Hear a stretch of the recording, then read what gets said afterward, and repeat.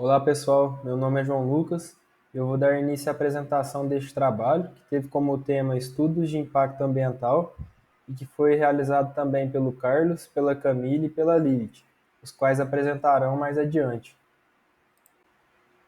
Fazendo uma descrição do que será abordado durante o trabalho, iremos começar conceituando o que é um impacto ambiental.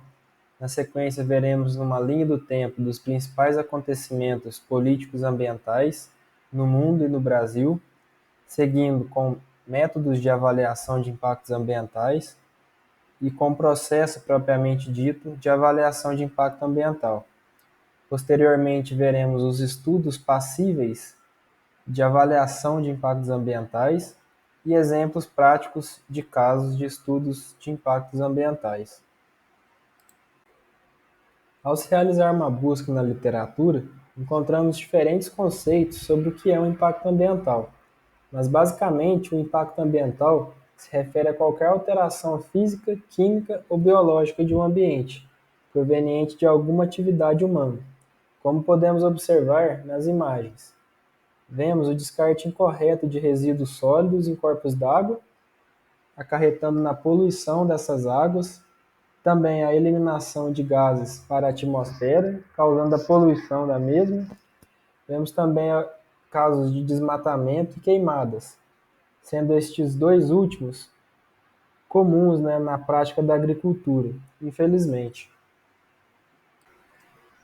Fazendo um tour sobre os principais acontecimentos políticos e ambientais no mundo, podemos começar com a reflexão de que por muito tempo os recursos naturais foram fortemente explorados, sem haver preocupação de que os mesmos seriam finitos, levando em consideração apenas aspectos econômicos e políticos. No entanto, no final da década de 50, surgem nos Estados Unidos alguns grupos ambientalistas que passam a se preocupar com a questão ambiental. Mas isso se torna ainda mais relevante no ano de 1962, com o lançamento do livro Primavera Silenciosa, da Rachel Carson, que tratou sobre o efeito acumulativo de contaminação do pesticida DDT, havendo a necessidade de uma maior fiscalização do governo americano sobre o pesticida, levando à banição do mesmo do mercado. Nos anos de 1963 e 1964, também ocorreu alguns movimentos ambientalistas, como o Clean Air Act e o Wilderness Act. E diante deste cenário, o governo americano tomou uma decisão e instituiu o Estudo de Impacto Ambiental, o qual foi realizado pelo NEPA. Ainda no ano de 1970, os países Canadá, Nova Zelândia e Austrália aderiram ao método de estudos de impactos ambientais. E no ano de 1972, também houve o lançamento de um relatório que provocou uma enorme repercussão na área, sendo os limites do crescimento do Clube de Roma, o qual tratou da capacidade do planeta em suportar, o elevado crescimento populacional, trazendo parâmetros matemáticos. E também neste ano aconteceu a primeira Conferência Mundial sobre o Homem e o Meio Ambiente, em Estocolmo, onde foi criado o Programa de Nações Unidas para o Meio Ambiente. No ano de 1975, os países em desenvolvimento se veem cada vez mais pressionados pelos países desenvolvidos, para que os mesmos adotem boas práticas ambientais. Discussão esta que se iniciou na Conferência de Estocolmo, onde os países desenvolvidos defendiam desenvolvimento zero, enquanto os países em desenvolvimento defendiam desenvolvimento a qualquer custo. No entanto, chegou-se a uma conclusão de que é possível haver um desenvolvimento econômico respeitando as condições ambientais. No ano de 1976, a França adere ao estudo de impacto ambiental e no ano de 1979 ocorreu a Conferência Intergovernamental sobre Educação Ambiental, que visou explicar, a interdependência entre os parâmetros social, ambiental e político. No ano de 1982, foi criada a Comissão Mundial sobre o Meio Ambiente e Desenvolvimento, da ONU. Em 1985, o restante da Europa passou a implantar a avaliação de impacto ambiental. Em 1987, foi publicado o relatório de Brundtland, Nosso Futuro Comum, resultante da Comissão Mundial sobre o Meio Ambiente e Desenvolvimento, que visa estabelecer práticas sustentáveis de desenvolvimento. E com o passar do tempo, foram sendo realizadas diversas outras conferências, unindo as entidades governamentais dos diferentes países, como a Rio 92, o Protocolo de Quioto, a Rio+10 e a Rio+20, onde foram estabelecidos os 17 Objetivos de Desenvolvimento Sustentável, tão falados hoje em dia. Mas, pelo que se parece, é que essas entidades governamentais a cada vez procrastinam com suas obrigações de promoverem atividades para o desenvolvimento sustentável do seu país. E agora, pensando em nível de Brasil, podemos observar que as preocupações ambientais surgiram um pouco mais cedo, datando de 1920. No ano de 1934 foi criado o Código Florestal e o Código das Águas. Vale ressaltar que antes desta data, os donos das propriedades rurais tinham total liberdade para fazer o que quiserem em suas propriedades, situação essa que se alterou com a criação destes códigos. No ano de 1937, foi criado o Código da Fauna e o primeiro Parque Nacional do Brasil, o Parque de Itatiaia. E entre 1938 e 1965, houve a criação de mais 14 parques nacionais, sendo também ocorrido no ano de 65 a segunda edição do Código Florestal Brasileiro. No ano de 1972, como já dito anteriormente, houve a Conferência de Estocolmo, onde o Brasil foi um dos participantes. E em 1981, criou-se a Política Nacional do Meio Ambiente. No ano de 1988, foi criada a Constituição Federal do Brasil, a qual possui um capítulo reservado especificamente para as questões ambientais, onde trata do ambiente como um bem comum de todos, devendo ser dever de todos zelar por este. Em 1989, houve a criação do IBAMA.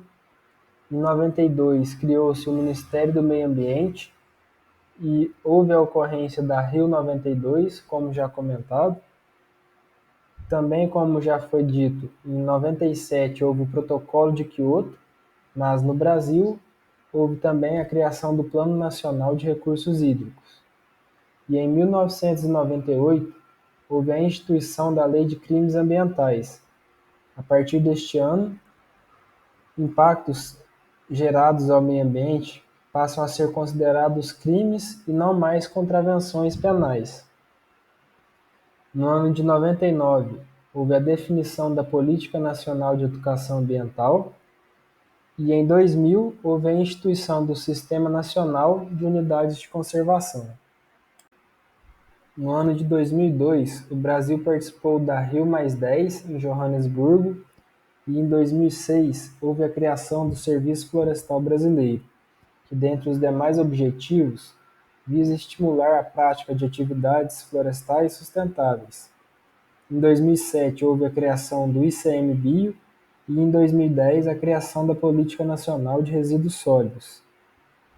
No ano de 2012 foi instituído o novo Código Florestal Brasileiro, que, ao contrário do que se esperava, acabou afrouxando as normas e regras referentes ao meio ambiente. Olá, me chamo Carlos Henrique de Oliveira Júnior e vou apresentar para vocês os métodos de avaliação de impactos ambientais. Existem centenas de métodos, técnicas e ferramentas de avaliação de impactos ambientais para a realização das três principais tarefas de análise de impacto, que são a identificação, a previsão e a interpretação ou avaliação. Os métodos foram desenvolvidos para os mais variáveis propósitos e situações ao fim de auxiliar os trabalhos de analistas. Portanto, todos os métodos apresentam potencialidades e limitações, sendo que a escolha de cada método vai depender de vários fatores, os recursos técnicos e financeiros disponíveis, tempo de realização do estudo, entre outros. Os principais métodos de avaliação de impactos ambientais são os métodos espontâneos, o EDIOC, métodos de listagem de controle, checklist, e os métodos de matriz de interação. Vamos falar então sobre o primeiro método, que é o método espontâneo. Ele começou a ser usado com essa finalidade na década de 1950, que consiste em reuniões entre especialistas e cada especialista tem uma formação diferenciada. Portanto, é montado um grupo multidisciplinar para avaliar os impactos ambientais. Por exemplo, especialistas no meio físico, biótico e socioeconômico. Ele pode ser considerado como um método indicado para uma análise prévia dos impactos prováveis de um projeto, sendo útil na definição da melhor alternativa a ser adotada. Portanto, ele pode ser um precursor de outro método.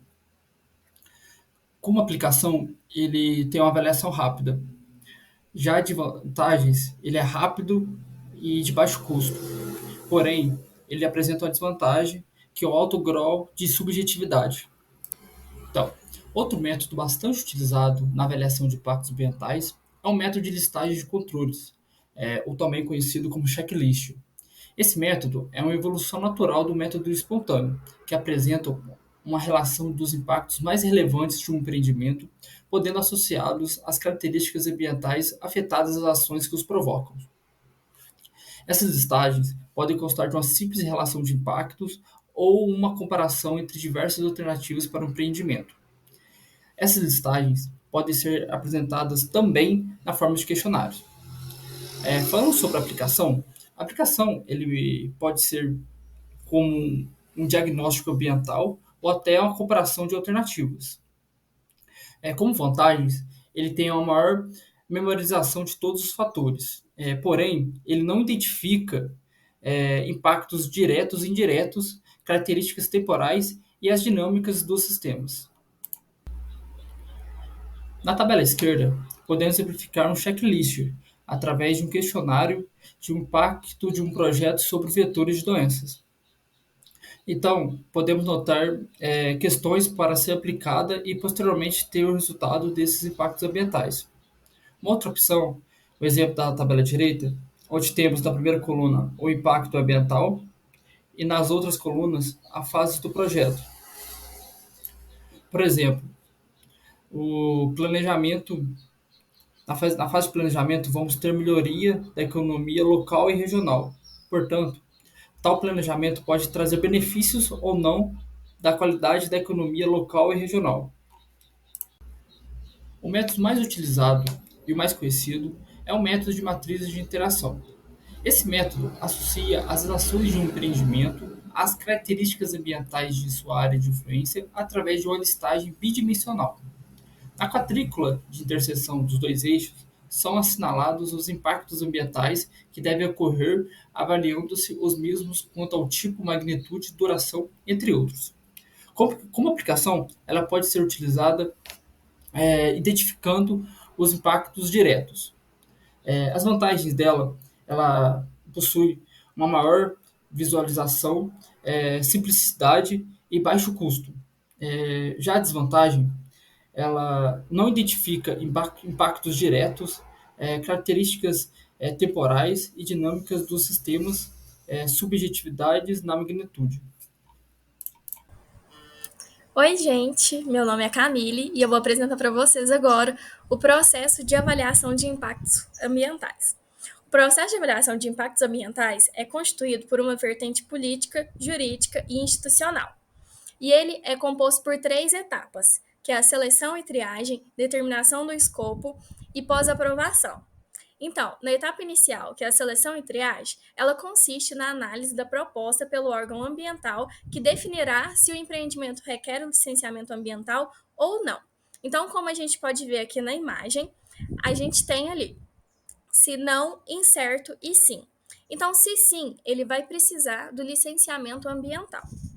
E agora, na segunda etapa, que é a determinação do escopo, ela é baseada nos termos de referência que está disponível para todos os tipos de empreendimentos elaborados pelo órgão ambiental e que podem ser acessados nos sites oficiais dos órgãos licenciadores, que seria o site do CISAMA. Então, aqui a gente tem, os termos de referência. E esses termos de referência, eles servem como um guia de orientação e elaboração do EIA, do RIMA, do RCA, do PCA e PRAD. E no processo de avaliação de impacto rural também tem a incorporação do público em diferentes fases do licenciamento. Essa prática ela é fundamental para o processo democrático na concepção do empreendimento. Então, aqui na audiência pública, a gente tem essas etapas em que o público pode estar participando. E agora, na fase da pós-aprovação, consiste no monitoramento e gestão dos componentes ambientais, que seria durante e após a instalação do empreendimento, e seguindo o plano definido pelo estudo de impacto ambiental. Agora, nós vamos falar sobre estudos passíveis de EIA e RIMA.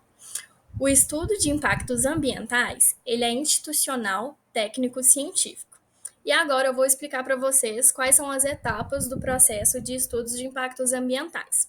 Cada letra indica um subitem que eu vou estar detalhando aqui para vocês. Então, iniciando na letra A, informações gerais. As informações gerais devem conter o tipo de atividade, o porte do empreendimento, os objetivos, justificativas e a análise de custo-benefício. Na letra B, que é a descrição do empreendimento, deve conter uma apresentação e descrição desse empreendimento nas fases de planejamento, implantação, operação e desativação, localização geográfica que deve ser demonstrada num mapa ou croquis, incluindo as vias de acesso existentes e projetadas e a bacia hidrográfica e seu posicionamento frente à divisão político-administrativa. Na letra C, o diagnóstico ambiental da área de influência deve conter a apresentação dos limites geográficos da área de influência do projeto, contendo as áreas de incidência dos impactos. Na letra D, são os componentes ambientais. São as variáveis suscetíveis de sofrer direta ou indiretamente efeitos significativos das ações em todas as fases do empreendimento. O grau de detalhamento dos componentes ambientais avaliados em cada EIA dependerá da natureza do empreendimento, da relevância dos fatores em face de sua localização e dos critérios adotados pela equipe responsável pela elaboração do estudo. Esses componentes ambientais são meio físico, água, ar, solo, subsolo, meio biótico, ecossistemas terrestres e aquáticos, e outro meio biótico é a infraestrutura material e superestruturas sociais, que aí tem a qualidade ambiental. Na letra E, no prognóstico dos impactos ambientais, consiste na apresentação da análise dos prováveis impactos ambientais em cada fase prevista para o empreendimento. Na letra F, proposição de medidas mitigadoras. Neste item, deve ser explicadas as medidas que visam minimizar os impactos adversos identificados e quantificados no item anterior, que seria no do prognóstico dos impactos ambientais. Essas medidas, elas devem ser apresentadas e classificadas quanto à sua natureza, à fase do empreendimento, ao componente ambiental a que se destina e ao prazo de permanência. Também a responsabilidade por sua implementação e aos custos das medidas mitigadoras.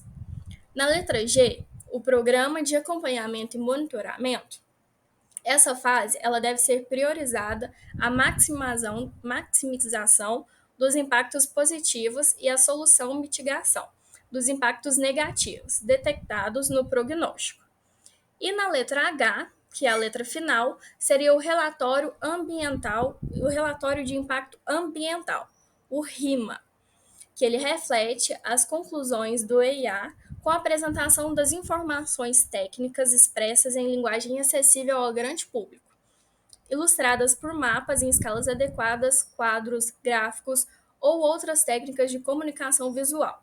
As informações constantes no RIMA devem ser claras, permitindo o entendimento das possíveis consequências ambientais do projeto e de suas alternativas. Então, ou seja, no relatório de impacto ambiental, ele deve ser acessível, né? Aí para que todos entendam ele e entendam as suas consequências. Olá pessoal, eu sou a Lilith. Eu vou falar de um exemplo de estudo de impacto ambiental que foi de um artigo publicado na revista eletrônica da UFG. Esse estudo de caso ele foi realizado na fazenda de Jaguatirica, em Laranjeiras do Sul, no Paraná. E ele teve como principal objetivo avaliar os impactos ambientais decorrentes das atividades agropecuárias. Os pesquisadores eles avaliaram as atividades existentes na propriedade e as suas devidas participações dentro dos impactos ambientais existentes. Os impactos foram avaliados quanto à natureza, causa, duração, importância, possibilidade de reversão e compensação e ainda a adoção de medidas mitigadoras, como a gente pode ver na coluna de variáveis. Cada variável dessa, como a gente pode observar no quadro, foi classificada quanto a um atributo. Então, cada uma das variáveis foram classificadas quanto atributos. Eles descrevem que, ao longo do artigo, que as coletas de dados elas foram realizadas no período de janeiro a junho de 2008 e que as visitas ocorriam semanalmente, onde toda a área era avaliada e as anotações eram realizadas em caderneta de campo. Depois dessa etapa de coleta de dados, houve a caracterização da área em clima, relevo, índice pluviométrico, tipo e textura do solo, gerando um gráfico de uso e ocupação, para melhor visualizar as atividades de ocorrência na fazenda. A gente tem os resultados e discussões, onde o relevo é classificado em ondulado, com escapas suaves, desnudas de vegetação, peraus verticais entalhados em basalto colunares e um relevo ondulado e suave ondulado. Ao lado, a gente tem o gráfico de uso-ocupação do solo, onde a gente consegue perceber que o maior uso do solo é por pastagem, depois por floresta, seguido da agricultura, pinos e estradas. Com isso, eles conseguiram identificar e descrever essas atividades e, após a análise, eles conseguiram descrever quais eram os principais impactos na propriedade. Nesse sentido, concluíram que todos no meio físico e biológico são de natureza negativa. Na tabela, a gente consegue observar os impactos no meio físico e meio biológico que foram descritos. Os impactos levantados no meio socioeconômico aparecem como de natureza negativa. Os acidentes de trabalho e o tráfego de veículos nas rodovias da região, aumentando assim os riscos de acidente de trânsito. Entre os de natureza positiva, do meio socioeconômico, destacaram a oferta de emprego, melhoria na infraestrutura e aumento da base econômica e a possibilidade de melhoria de qualidade de vida da população envolvida. Com relação às causas desses impactos ambientais levantados, todos foram classificados como de causa direta. Depois, foram utilizados procedimentos complementares à análise integrada da atividade no sentido de potencializar, minimizar, evitar ou compensar os efeitos dos impactos negativos ou positivos. Eu quis destacar entre os que eles colocaram lá, a retirada da cobertura vegetal original, que é considerada a maior responsável pela perda de grande parte da biodiversidade, deixando o ecossistema mais vulnerável. O manejo inadequado, que é a causa de um grave problema ambiental, que é a erosão, que eles descrevem como laminar. O pisoteio do rebanho, sempre no mesmo lugar, provocando a compactação do solo e proporcionando um local de escoamento para a água, onde o material erodido vai para dentro dos cursos d'água, contribuindo para o assoreamento dos mesmos. Eles concluem dizendo que o processo de recuperação de áreas degradadas consiste em criar condições para a sustentação de uma população vegetal, sugerindo o plantio de mudas de espécies nativas de rápido crescimento, tornando mais rápida a recuperação, o preparo de área sem queima, o enriquecimento da capoeira para a produção de biomassa, o pastejo rotacionado, a integração lavoura-pecuária e sistemas agro-silvio-pasteuriz. Depois do estudo, a gente conclui que se faz necessário um trabalho de recuperação em conjunto com o proprietário. Então, como conclusão, a gente entende que o estudo de impacto ambiental, bem como as medidas legais de recuperação de áreas degradadas, tem um papel fundamental para as atividades agropecuárias, pois devemos sempre caminhar em busca de um sistema de produção sustentável se quisermos continuar usufruindo da natureza. Muito obrigada!